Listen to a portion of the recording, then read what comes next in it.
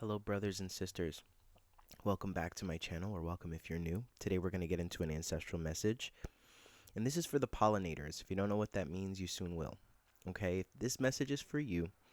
If you have felt that you have a very strong mission, you've been working very hard towards bettering yourself, towards transmuting, towards doing the spiritual work that would align you to a path and a career, a change, a shift that would be more in alignment to who you are, but you can't seem to find your footing. It feels like a lot of aspects of life and a lot of things that are hitting you in a way that make you unavailable to the very things you want. To be a messenger, a healer, right? This message is for you if you feel a little bit confused about the direction, right? You have all these talents, skills, and abilities, or you know you have these gifts, or you don't know exactly how to share them or what to do with them. This is an ancestor message for good reason. Okay, ancestors are very specific helpers or aspects, I guess you could say, participants within the spirit team that serve in a very unique way because they lived the experience. They lived with a lot of the same ancestral trauma that you have, and many of them that serve you are ones that align with you in the gifts that they had and what they were able to do or what they were struggling with. And it's their divine right to serve us in that way because it also serves them in their soul's progression. Okay, pollinator messages, right? Think about pollinators in general. Pollinators are beings on this planet that don't get enough credit, and they help the beauty to grow. They help to move life along. They're so pivotal to the ecosystem that we would fall apart without them. Okay, I'm going to be referring to you guys as the bees, okay, because there's going to be 8 different groups of pollinators, and the message that is being drawn here, and the reason you've been drawn here is because Spirit is using the analogy of the bee to understand the very confusing aspects of our present experience. There's a lot of elements that play into why things feel so difficult and dense right now. And there's been a lot of real amazing bursts of spiritual breakthrough that have happened in between. But as we're moving into this retrograde and this new moon, it does feel like there is a lot of confusion and there is a lot of distractive energies. And so Spirit is asking the bees to come back to the drawing board. Okay, that's the major message here. The ancestors are asking you to come back to the drawing board, to confer with them and to confer with your spirit team, and to really get clear on the different real life, logical, tangible daily routine elements that will be brought in to bring structure here.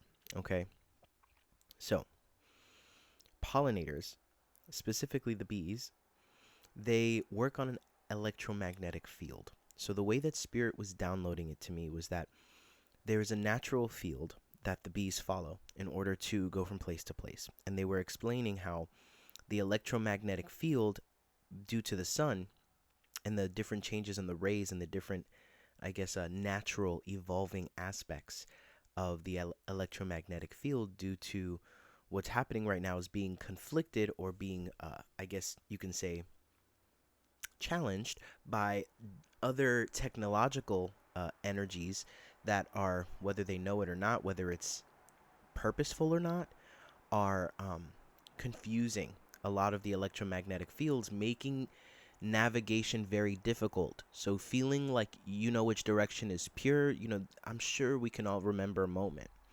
when it was very clear what the direction was, right? That's feeling very not the case right now. It feels like it's very confusing, right? Some moments we tune into that energy and we feel very directed, and some moments we don't. So this is a service, or this is a offering to those of you that are struggling with this, because you're not alone. Okay, let me know in the comments how this relates to you if you feel so bold as to share. Okay,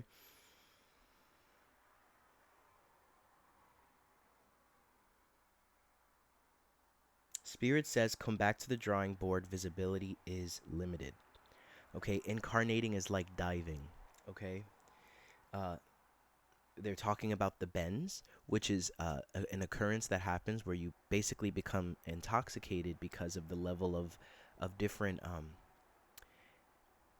elements, right? So rather than oxygen, right, being really low and the pressure of that water, being incarnated and diving deep into the depths of what the human experience is, and having the weight of material density weighing on you. The deeper you go down in the water, the more that water weight is on you, the more that pressure is there. So this is why there's a lot of sea creatures that can't live at a particular depth. And this is why when we're diving, we have to, especially when we're diving to an extreme depth, we have to slowly make our way back up.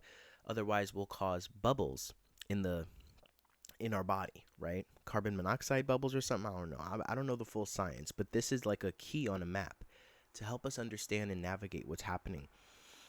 And Spirit is using this analogy to help us understand and have a key for navigating this so that we can begin to conceptualize and understand based on something that already exists how to navigate this. Now, being a diver that chose to come in, right? We have our team that's on the surface, that's in the boat. We have a plan, right? The divers have a dive plan and they go over it for safety, right? Our team has a plan with us before we incarnate.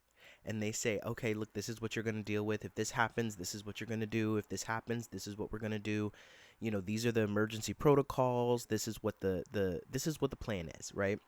And so when we get down deep and stuff like that, the weight, the pressure, all of it starts to get a little bit wonky, right? And so there's a lot of opportunity in the negative and positive way to devolve, to divert, to get lost, to drown, to, you know, get lost in the sauce of what that is and forget that there's even a boat up there that houses all of your guides, angels, and ancestors that are waiting for you.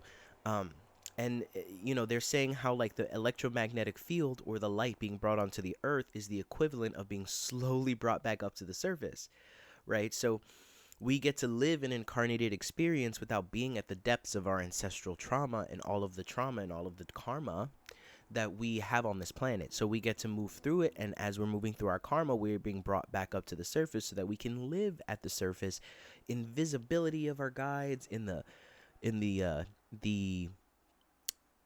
earshot of our guides, so that we can hear them so very clearly. But when we are so at the depths and we get so confused and distracted by the things that are happening, we begin to forget that that's there. We begin to forget, and we go deeper, and we think that we're still doing the mission, but we're not. We're kind of off, right? We're getting lost. We're following something that is outside of the mission, right?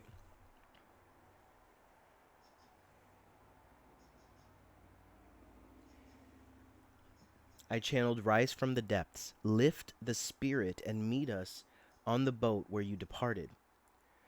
This is a message for those feeling overwhelmed, introducing structure and rule in order to prevent getting lost. A guideline. So Spirit is trying to introduce a guideline. They understand that there's certain missions or certain things that still need to take place at the depths. However, have you lost your guideline? Right? The guideline is something divers use to make sure that they have a clear way in case things get dark, in case they don't know what's going on, that they can follow that guideline all the way back so that they can be sure that they're not going to get lost, and they can be sure that they're not going to die. You know, and there's something about, you know, I'll be honest, it's this brazen kind of like, I'm a spiritual badass and I'm good. I don't need my guideline. I know exactly what I'm doing. And Spirit is like, nobody is beyond the different impulses and the waves and the currents that no matter how strong you are, no matter how intuitive you are, no matter how special or chosen you feel yourself to be in your ego, you are not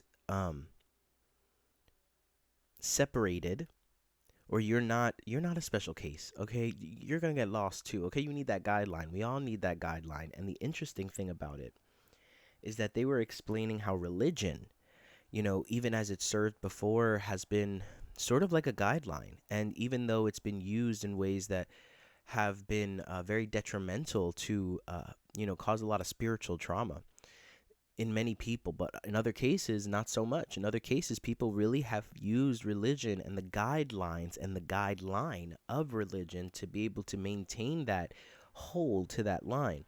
And so Spirit is and the ancestors specifically are talking about how what they believed in and what they invested in was their own guideline to source consciousness, and how that is something that is sort of strengthened because of the blood that runs through your veins and where you come from.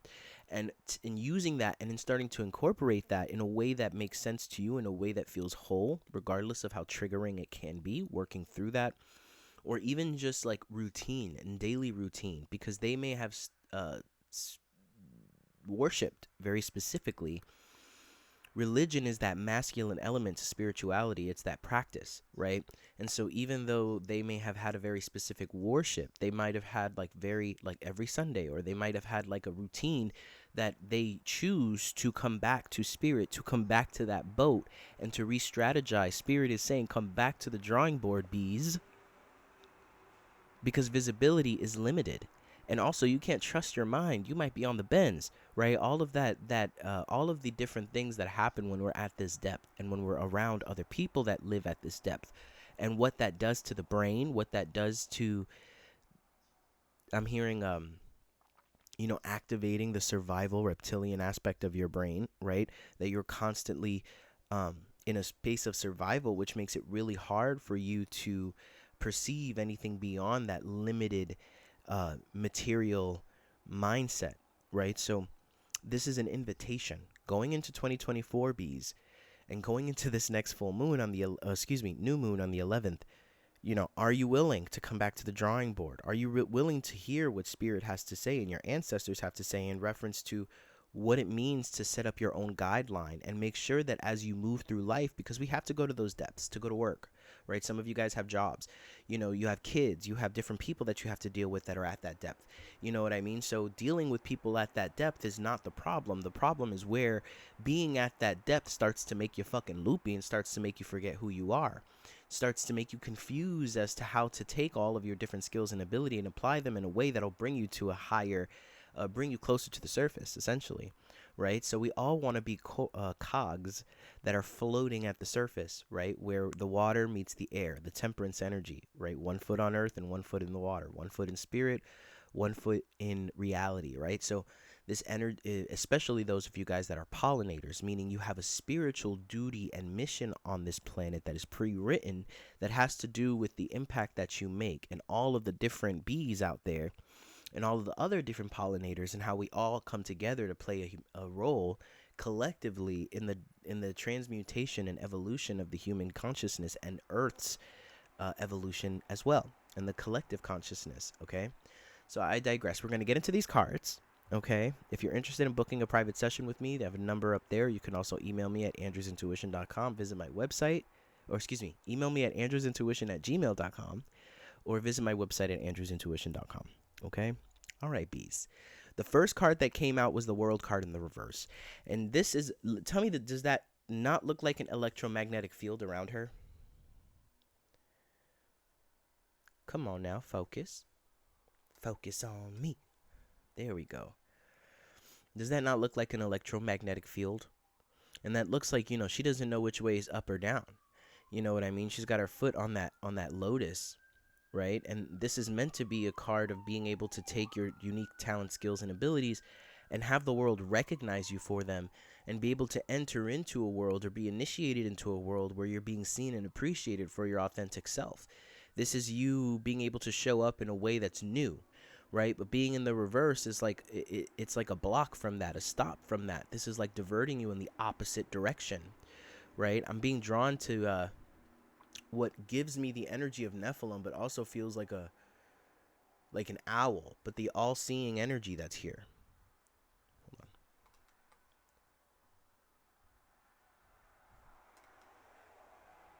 There we go.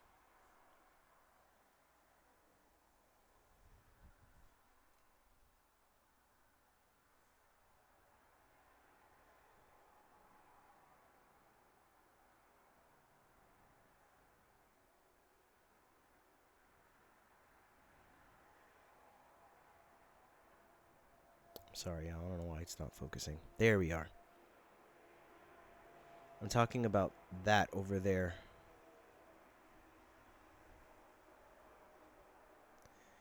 And just feel into that.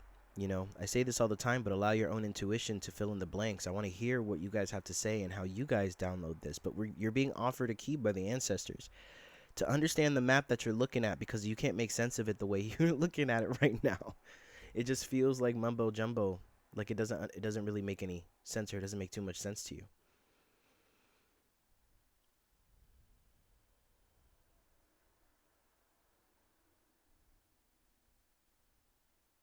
This is the primary energy, and beneath it is the Hermit card in the reverse, Virgo energy, right? So, Virgos might be going through it right now, but outside of that, it's just the energy of like being so distracted that you can't really see what's being illustrated internally, because you might be at a depth right now as a diver, but your internal self, your that quiet voice inside, that real pure soul essence has been communicating to you and talking to you. It's just been drowned out by everything else. It feels like there's a lot of procrastination and a feeling like maybe it's just not the right time because I don't feel clear. And Spirit is saying it's not that this is not the time to get the things done. It's that you're not clear. That's it. That's literally it. Being not clear doesn't mean, oh, it's not time. It means you're being distracted right now. And right now you're at a standstill. You're at a hold. The Two of Swords is about like blind faith, right? And blind faith can work for us, but it can work against us as well, especially if we're in a energy of blind faith and we don't exactly know, like we're not clear. It'd be different if we were very clear on the fact that Spirit is like, now's a time to wait for the right opportunity to pounce, right? Or to get this done. This is an energy of like, blindly just being like, well, something don't feel right, so I'm just going to wait right here. And Spirit is saying, well, why don't we just come back to the drawing board and talk to us? Like, we appreciate your blind faith. We appreciate you kind of weathering the storm, right? But you're more supposed to be surfing, right? This is something you can surf. And if you can learn to surf this, then you can help other people to not be confused and lost at this time. You can help them by creating a current by the choices you make that allow them to have an easier time stepping into it. This is how we create a movement. This is how we create revolution. And the thing here is this cyclical thing that I'm seeing from Spirit with the World card, this negative cycle, or this cycle where whenever we come into this period of cycle, it's like we have strength in other cycles. Like, for example, like maybe the summertime is a really strong time for you. For me, it's a time when I'm very triggered, right? For whatever reason.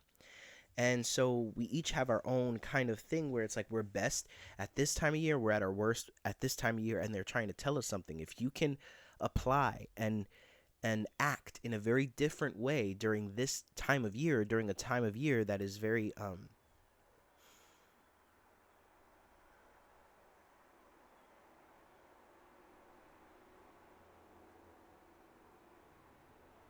difficult for you, for lack of a better term, right? This is a difficult time for you, collective bees. And this is why this reading is finding you, right? The holidays. There's also something the ancestors are saying about like a lot of loss at this time. There's a lot of male energies that are coming through, fatherly, paternal, grandfather energies. They're really prevalent at this time, and such a source that you can pull from and confer with when you come back to the drawing board. But it just feels like this is a very difficult time for very various reasons, and it has been. And this is an opportunity for you to receive the difficult time and have a different reaction and a different response to it, to move differently in it, to allow yourself to finally move through it in a way that honors what's possible for you, and what has gotten in your way in the past will not get in your way again. This is like a, do you get it now? Do you get it now? Do you get it now? Do you get it now?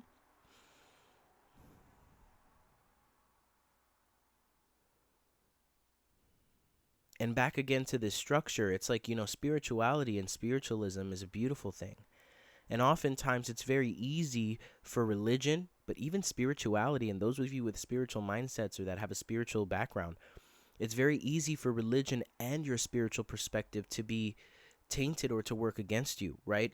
For the trauma mind or the ego to wrap its little tentacles around it and basically like distort it so that it can keep you in your cycles and to prevent you from growing, right? So this is a level of maturity that we're coming to, and that guideline, that structure, that daily routine, that, waking up, morning prayer, meditation, whatever it is that you do, journaling, whatever it is that you do to maintain connection to your guideline is what's going to get you, back. I guess I guess you can say, in touch with the plan, in touch with what's most what the best way forward for the collective is, what the best way forward for you is, and sort of bring you into this place of really being able to, with the knave of hearts, being able to really be a student of what it means to be led by the heart. The guideline has everything to do with the heart, because the heart is the kind of intelligence that can't be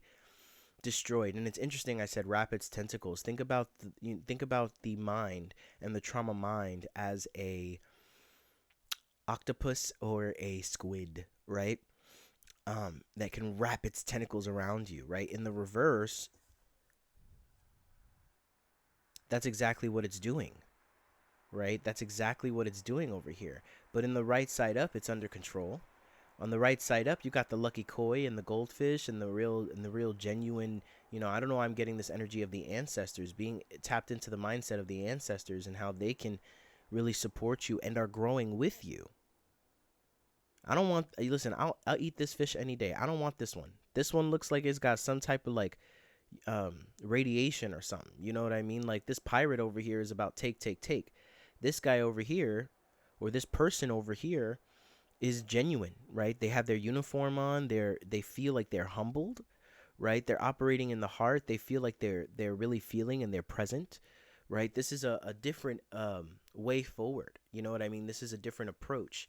And when we're tainted and when we're being constantly triggered, being constantly hit by those waves or being drug around by the current underneath that, when you're diving at that depth, it's easy for you to begin to activate that part of your mind that is more a response and a creation of what came through you in trauma. This is like the essence of what it means to backslide and to become the version of yourself that is a product of your trauma and your experiences.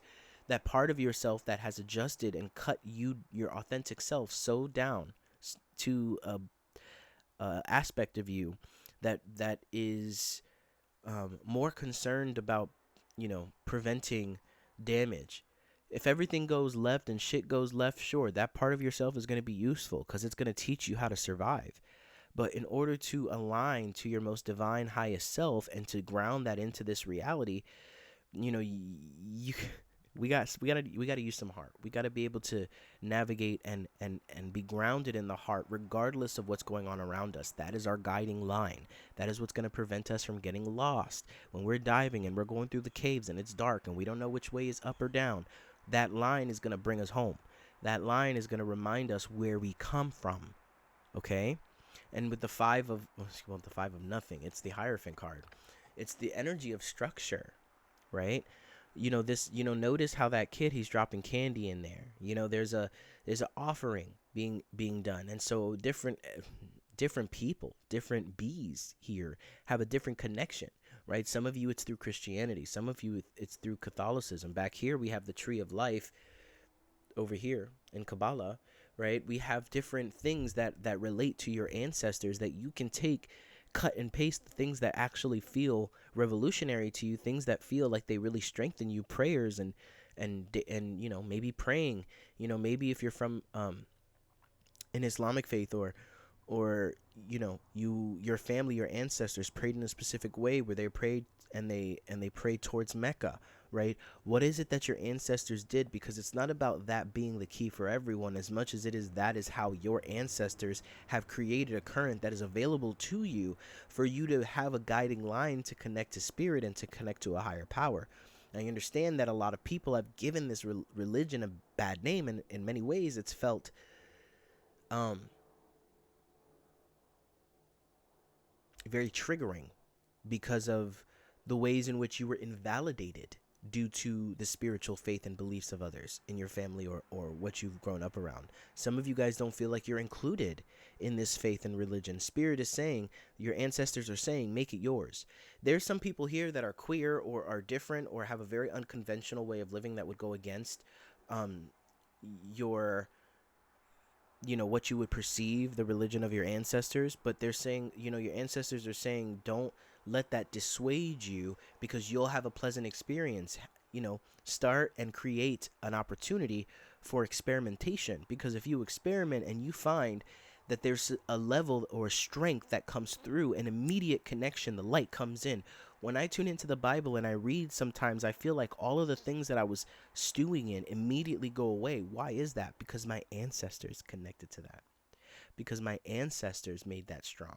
And when I say these things, I venerate them in spirit because I keep their traditions alive and make and adapt them to make sense for me. If you're not comfortable with this, then create a routine. A routine that is a daily routine that you come back to. Before you go to bed, it could be simply as a prayer before you go to bed that's coming from the heart. It could be a prayer when you wake up that's coming from the heart. And those two things are enough to be a guiding line for you.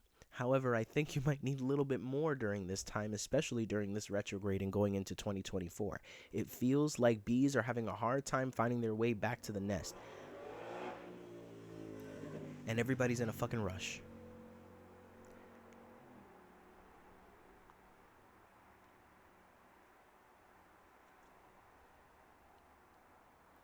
The Three of Pentacles represents coming back to the drawing board. And by the way, you guys, this deck is the Global Fusion Intuitive Tarot, and I love it so much. It was illustrated by a man, an artist in Jamaica, and it's just so, like, there's so many different influences in this deck. It just really feels like a worldwide deck. I recommend it. Okay.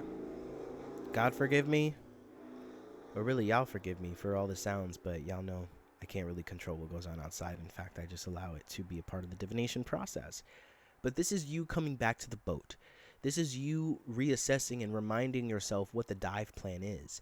There's no shame in this. Okay, this is you. They're kind of saying this is you over here, over the shoulder of your ancestors that are really, you know, they're wearing their robes. They have a real, I guess you could say, official kind of vibe, right? The magnetism and the magnetic field over here. You can't make this shit up. The compass on this side, you know, letting you know what is what. They're pointing at the waters. They're pointing at the depths. They're helping you understand. He's using his tools and everything that has been imbued with him. You know, this is really about the ancestors saying, like, it's really a way forward for you, but there's a need for you to come back up, because right now you're on the bends. You have that disease that divers get when they dive too deep, and they are having these different reactions in their body because of the chemistry that is changing, and how the nitrogen is entering the tissues and the blood system, and how, you know, nitrogen bubbles in the brain and all this other stuff, whatever it is. You know what I mean? They're trying to tell you, okay, rise slowly, come back, come back, come back, come back. You don't have to die to come back to the boat that you came from to incarnate. You can literally lift yourself out of that experience, go within. That's the definition of going within, and reassess with us, and we will teach you and show you how to hold a guideline. Because if not, you're going to get swept away so far away in the current from where we are that you won't even be able to hear us. You think you will, but you'll have sharks and all types of other predatory beings around you that are waiting for you to slip out so that they can take advantage and take out a pollinator, a god being that has been sent down on this planet, and, you know, affirming that they can make the right choices, or make not I mean, I don't like the way that sounds. Assuming that they can align and continue to align to their authentic self, then they will produce and offer a great service to humanity that'll be a part of the greater unfolding. You know what I mean? You have a major purpose here, and if the collective or the world or what's going on right now makes you feel like things are hopeless, come back to the drawing board. Okay? Come back. The ancestors are trying to help you out here. Heed this message or not, okay? That's not me. That's them. They're saying, listen, there's only so many times we can say it, because we've been telling it to them for a minute now. You know, it's not normal all the time for you to be this confused. We know that you've made yourself comfortable and accustomed to very difficult spiritual and challenging spiritual evolutions and changes and shifts. You know that you made yourself so used to kind of walking in faith, right? But this is not that.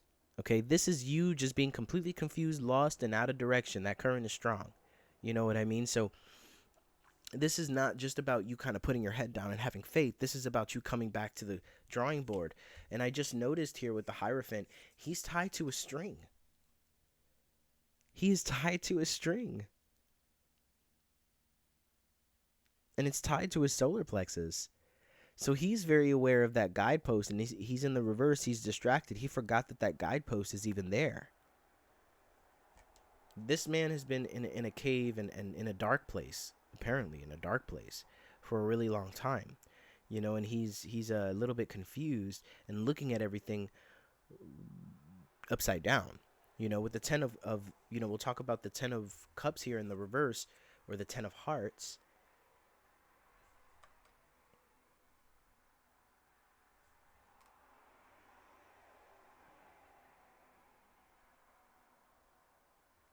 This is like the depth of that ancestral trauma. This is like the pain. This is like um you living, it's almost like you're taking all of the difficult and harsh aspects of the human experience when it comes to your ancestors, but you're leaving all of the good, or you're not really taking and accepting all of the good, right? um this is about like being at the mercy of all of the worst aspects of the ancestral experience, right? This is you picking up all of the trauma, the bad habits, the addictions, the avoidance, the anger, the untempered raw aspects of the human being and experience in your own ancestral past and history. You know, for some of you guys, they're telling me, you know, there's ancestor messages here about like investing into relationships and things that keep you confused. It's like investing in relationships and in family dynamics that are designed to divert you away from your guideline. And with the 7 of Pentacles or the 7 of Crystals, I have to keep adjusting that because these are different, right? So in this deck, it's crystals, but with the 7 of Crystals in the reverse, you know, this could easily be remedied just by, you know, kind of taking stock or going back into your journals and looking back at different times and really understanding what the difference is, right? You think that you got to wait past this storm, and spirit is like, this storm and this wave, this current is the thing that's going to take you there, but you just need your guiding line, right? So this energy can work for you, that electromagnetic field that is guiding you higher and higher. Instead of going deeper, you're coming up to the surface. You're being a cog that is floating at the surface or being brought up, right? You can take all of this energy, transmute it, and allow it to lift you. Or you can wait again for next year, and then the year after that, and the year after that, and then figure it out if you can. You know what I mean? That you're supposed to work with this energy rather than, you know, kind of soldier through it. You know, work with it rather than just tolerate it. You know what I mean? This is the energy of you taking stock of the past and being like, wait, why does this feel familiar? What is this? Spirit is saying, hello, come back to us. We'll help you move through this. We'll help you transmute this. We'll help you learn how to navigate through this in a way that makes sense for you. Okay? I want to pull a Dreamweaver card and wrap this up. Okay? But thank you guys, especially if you made it to the end here. I really appreciate you guys being willing to receive in this really creative and unconventional way, okay? Rather than talking about the signs, speaking of the signs, but rather than talking about the signs, which I'm not saying I won't do, but I'm really drawn to different and new ways of being able to communicate with the collective of individuals that I serve. And I've been made very clear that I serve other pollinators, okay? Soul pollinators, right? Beings that are here to inspire and create change by the way that you move through this harsh energy, the way that you choose to move, right? The bees will move in a very unique way, right? The way that they work with their hive and for their queen, your higher self, right?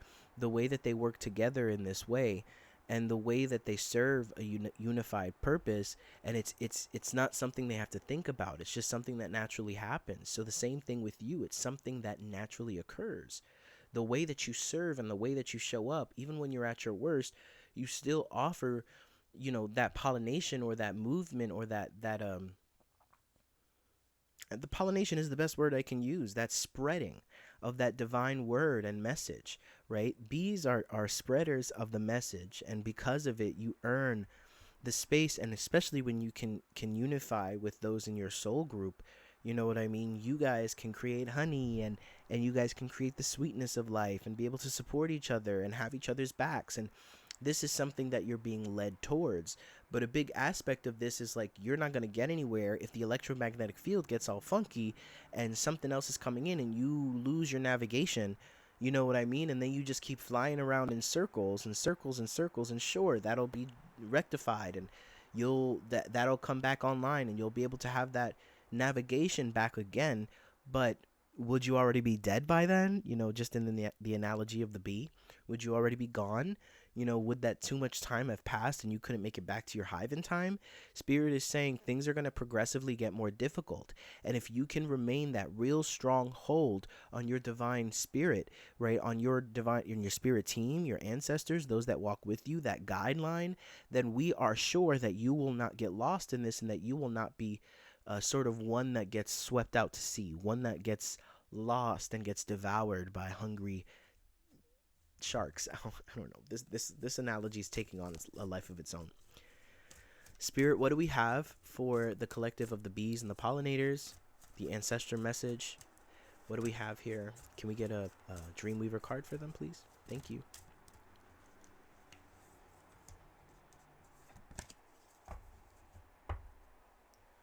When the coyote calls your name.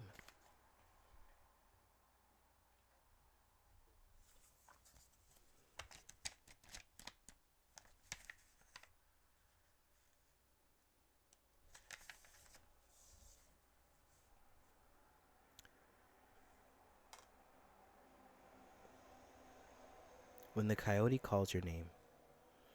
Sometimes you find yourself confused about your direction. You can't make this stuff up. You can't make this stuff up.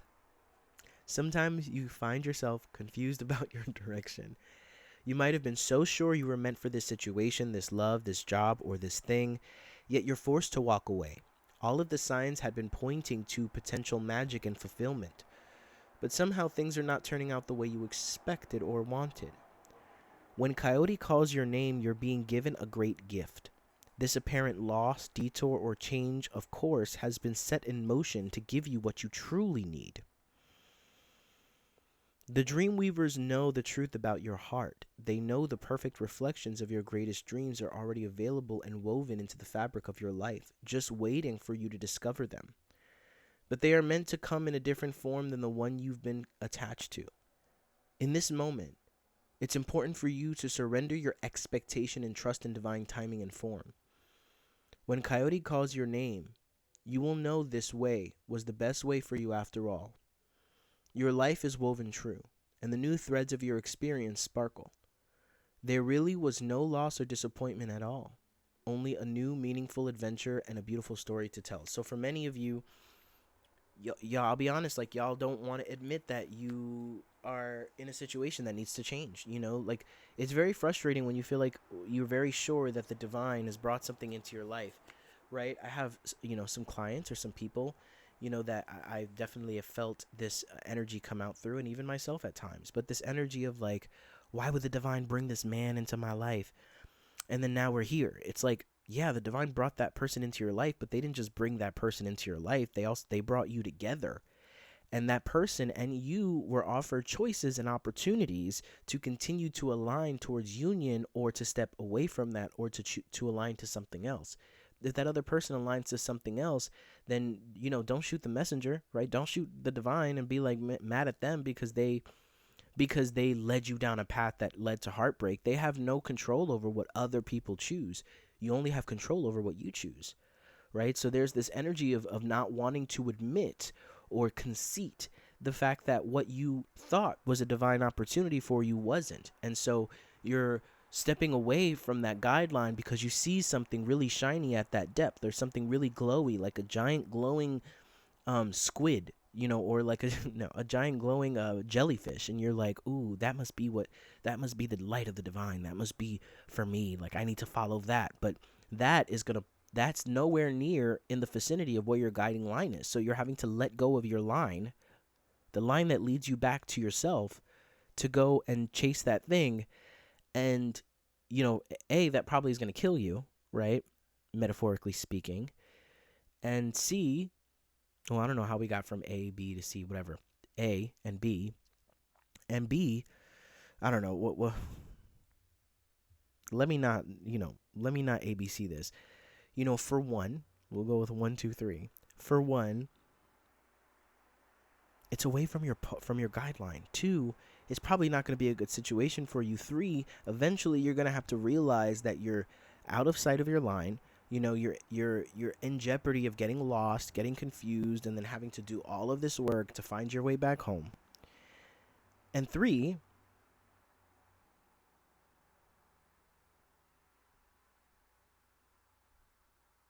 is gonna diminish. I'm getting like it's diminishing or wearing out or washing out your confidence in your guidance, right? This change or this shift is not trying to take a hit to your badassery as a spiritual being. It's just it happens to all of us. Sometimes the plan change. Sometimes things don't go according to plan. People don't act according to plan, or people fall off, get triggered, and start going off in a different way. If somebody who was on your guiding line with you and their guiding line is going that way, or they're going that way, even if they're letting go of their line and going that way, you have to choose. Do I want to let go of my guiding line in order to follow them? Or am I going to stick to my line and say goodbye to them, as painful as it may be? And I think the answer is very clear. Okay, so I pray that you guys find clarity, reverence, revelation through this message. It was my pleasure to offer it. And please like, share, subscribe. Do all the things that you do when you really appreciate the offerings of this, and make it possible for other people in the algorithm to find it. And with that, God bless. I leave us all in the divine light of our divine Creator.